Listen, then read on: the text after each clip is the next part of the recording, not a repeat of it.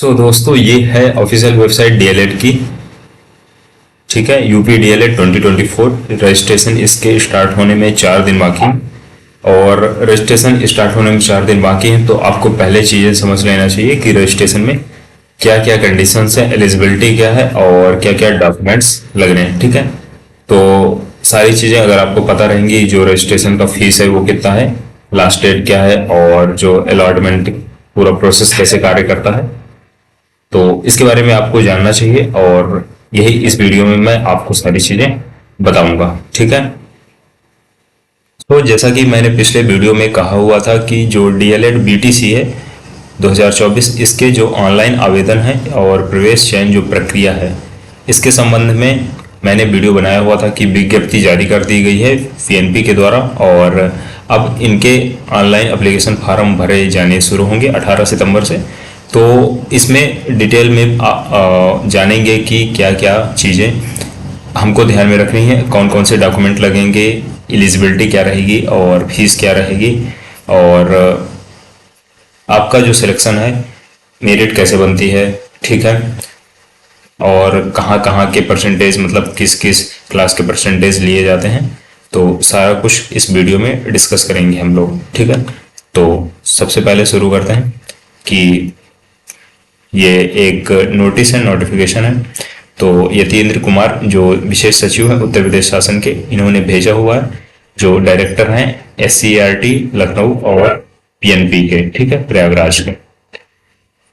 और जो सब्जेक्ट है और ये डेट है 9 सितंबर को इन्होंने ये चीजें भेजी हुई है। ठीक है, डेट है, जो विषय है ये डीएलएड बीटीसी 2024 ऑनलाइन आवेदन एवं प्रवेश चयन प्रक्रिया के संबंध में। ठीक है, तो जो इम्पोर्टेंट पॉइंट हैं, काम की चीजें हैं, उनको डिस्कस करूंगा मैं और आपको बताऊंगा। ठीक है, डीएलएड इसका जो पूर्व नाम है, मतलब पहले का जो नाम है बीटीसी इसको कहते थे, अभी भी लोग जनरली बीटीसी बोल देते हैं कि बीटीसी में पढ़ाई कर रहे हैं, एडमिशन लिए हुए हैं। ठीक है, तो ये डीएलएड प्रशिक्षण है क्या, ये बेसिकली 2 वर्षीय प्रशिक्षण कोर्स है, जिसे पूर्व में बेसिक टीचर सर्टिफिकेट के नाम से जाना जाता था। इसमें होता क्या है, इसमें आप जो परिषदीय स्कूल है यूपी गवर्नमेंट के, ठीक है, जिनको बोल सकते हैं आप सर प्राइमरी स्कूल, ठीक है, तो बेसिक शिक्षा के अंतर्गत आते हैं, उनमें आप शिक्षक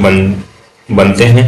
अगर आप ये डिप्लोमा किए हुए रहते हैं, ठीक है, 2 वर्ष का प्रशिक्षण रहता है, ट्रेनिंग एक डिप्लोमा है, इसको आपको करना होता है प्राइमरी में शिक्षक बनने के लिए और जूनियर में 6 to 8। ठीक है, तो ये इस डिप्लोमा का जो कार्य है, उसका जो फायदा है, लाभ है, तो यही है कि आप इसको करने के बाद शिक्षक बन सकते हैं, सरकारी टीचर बन सकते हैं। बाकी उसके लिए आपको जो टीईटी है, टेट सुपर टेट, वो एग्जाम्स भी आपको क्वालिफाई करना पड़ेगा।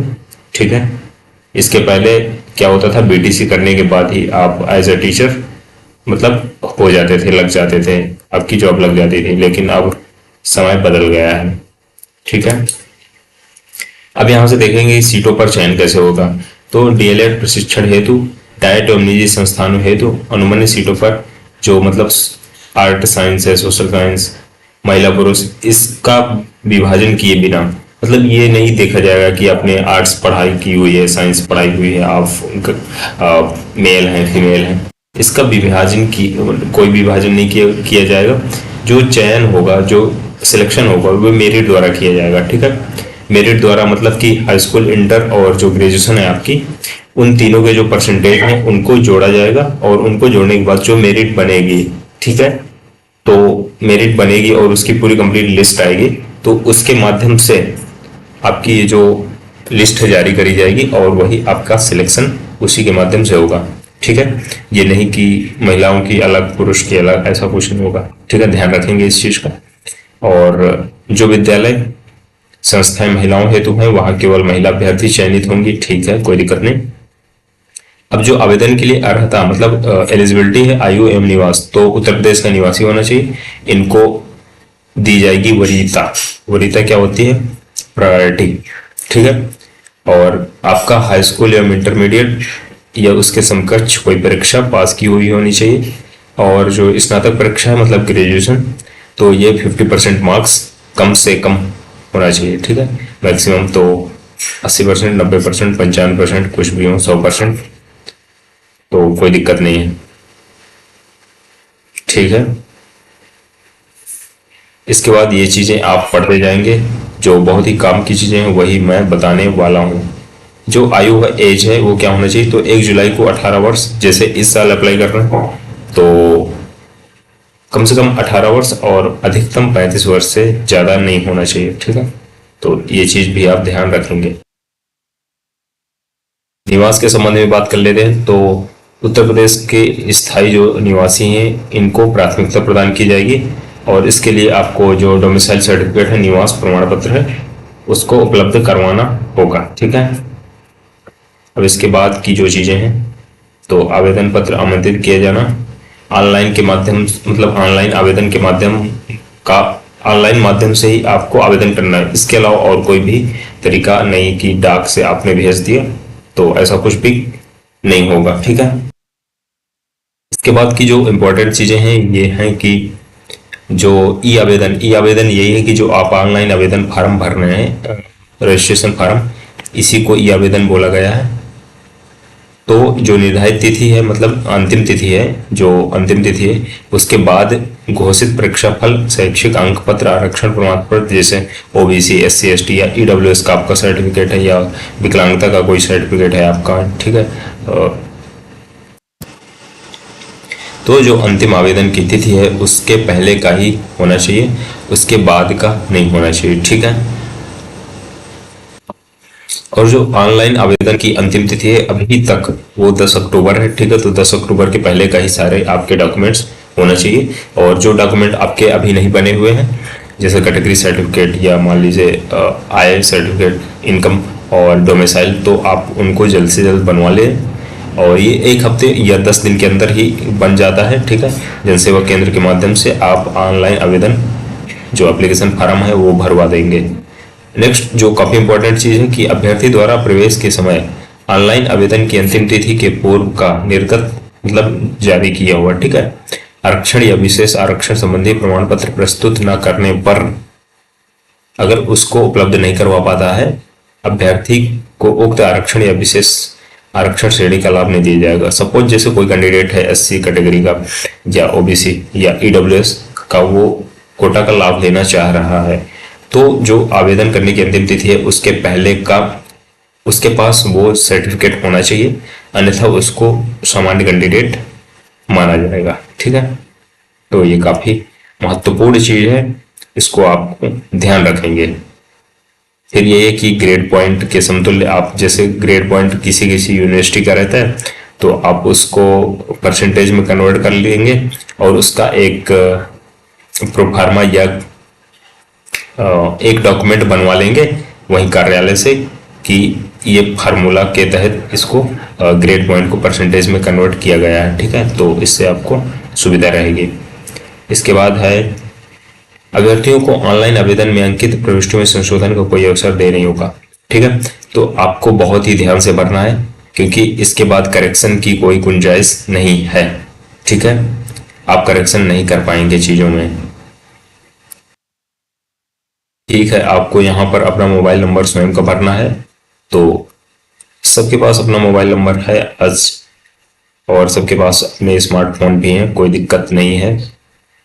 अभ्यर्थियों को निर्देश दिया जाता है कि अगर आप एक से अधिक आवेदन नहीं करेंगे, ठीक है, लेकिन अगर आपने मान लीजिए कोई आवेदन भरा, ठीक है, पहला एप्लीकेशन फॉर्म भरा और उसमें कहीं पर कोई गलती हो गई और फाइनल लॉक ऑफ कर दिया आपने, तो उसमें करेक्शन तो कर नहीं पाएंगे आप। तो उस स्थिति में क्या करना है, आपको एक नया एप्लीकेशन फॉर्म भर लेना है, ठीक है। जैसे ही आप नया एप्लीकेशन फॉर्म भरेंगे उसकी फीस जमा करेंगे, तो जो पुराना वाला था उसका क्या होगा, उसको कैंसिल कर दिया जाएगा, और जो अंतिम मतलब जो फाइनल लास्ट टाइम आपने भरा हुआ है उसको ही मान लिया जाएगा, ठीक है। तो ये इन्होंने लिखा हुआ स्पष्ट रूप से, इसमें अंतिम आवेदन को मान्य करते हुए अन्य आवेदन अमान्य होंगे, ठीक है। तो ये आपको ध्यान रखनी है चीज। इसके बाद और इम्पोर्टेंट चीज है, इम्पोर्टेंट ये है कि आपको पूरी चीजें सही भरनी है, एक्यूरेट भरनी है, अपनी जानकारी, अपना name, name, DOB, parents name, address, ठीक है, जितने भी मार्क्स हैं आपके सब्जेक्ट में, नहीं जो हाई स्कूल, इंटर और ग्रेजुएशन के जो परसेंटेज हैं उनको आपको एक्यूरेटली सही सही भरना है, ठीक है, क्योंकि उनको आप करेक्शन भी नहीं कर पाएंगे, और अगर आपके वो गलत होते हैं तो फिर आपका जो अभ्यर्थन है, मतलब कि जो एप्लीकेबल सी है, जो मतलब आप एडमिशन नहीं ले पाएंगे कुल मिलाकर के, ये समझिए आप, ठीक है। तो आवेदन पत्र प्राप्त होने की अंतिम निर्धारित तिथि के बाद की निर्गत तिथि का कोई भी अंक पत्र या प्रमाण पत्र मान्य नहीं होगा। जैसे आपका रिजल्ट आ रहा है 10 अक्टूबर के बाद और आपने भर दिया कि मेरे 82% है और आपके निकले 80% ही, ठीक है, और या आपका कोई सर्टिफिकेट है, कोई रिजल्ट है वो बाद का आ रहा है, मार्क्स वाला बेसिकली, और जो नंबर वाला सर्टिफिकेट है जैसे रिजल्ट आपका, या जो आपके कैटेगरी सर्टिफिकेट हैं जिनसे आपको कोटा का लाभ लेना है, तो वो जो लास्ट डेट है 10 अक्टूबर उसके पहले के ही होना चाहिए। और आईडी प्रूफ में आप लगा देंगे पैन कार्ड, आधार कार्ड, कोई भी, नो प्रॉब्लम, इससे कोई दिक्कत नहीं है। अब इसके बाद जो सिलेक्शन होगा वो लेखी जांच की प्रक्रिया, मतलब जो डॉक्यूमेंटेशन होगा पूरा, तो इसमें क्या किया जाएगा इसको थोड़ा सा समझ लेते हैं कि आपका सिलेक्शन कैसे होगा। तो सिलेक्शन होगा आपका हाई स्कूल, इंटर व स्नातक परीक्षा के जो प्राप्तांक हैं इनके योग से, ठीक है, जिससे आपका हाई स्कूल और इंटर और ग्रेजुएशन में बना कितना 80%, 80%, 80%, तो 80 + 80 + 80, तो ये हो गया कितना, हो गया 240, ठीक है, कितना हो गया 240। तो इस प्रकार से 240 जो अंक है इसको बोलेंगे हम गुणांक, क्या बोलेंगे, गुणांक। तो इस प्रकार से मेरिट बनेगी और फिर फाइनल एक लिस्ट तैयार की जाएगी जिसके माध्यम से आपको बताया जाएगा कि आप की जो स्टेट रैंक है वो कितनी है, ठीक है। और भी ये इंपॉर्टेंट चीज है, इसको आप देख लेंगे यहां से। और अगर कोई कैंडिडेट, जैसे किसी के गुणांक बराबर आ जाते हैं, इक्वल आ जाते हैं, 240 किसी के और के नंबर आ गए, तो जो जिस कैंडिडेट की एज ज्यादा है उसको प्रायोरिटी दी जाएगी, ठीक है। और अगर एज भी सेम आ गई तो जिसका नाम क्या है अंग्रेजी वर्णमाला के क्रम में अभ्यर्थी के नाम के अनुसार उसको प्रायोरिटी दी जाएगी। तो ये कंडीशन है 3, और तीनों सेम नहीं होगा, ठीक है। तो बस इस वीडियो में इतना ही, और अगले वीडियो में मैं आपको बताऊंगा कि इसके आगे का प्रोसेस है, जो अभी पूरा 16 पेज का डॉक्यूमेंट है, तो इसके आगे की वीडियो में आपको डिटेल में और जानकारी दूंगा। इसका लिंक आपको, जो अगला वीडियो है इसका लिंक आपको वीडियो के डिस्क्रिप्शन में या कमेंट बॉक्स में मिल जाएगा पिन किया हुआ, तो आप वहां से देख लेंगे। इस वीडियो में बस इतना ही। Till then keep learning, and आगे की वीडियो में समझाऊंगा आपको चीजें, ठीक है।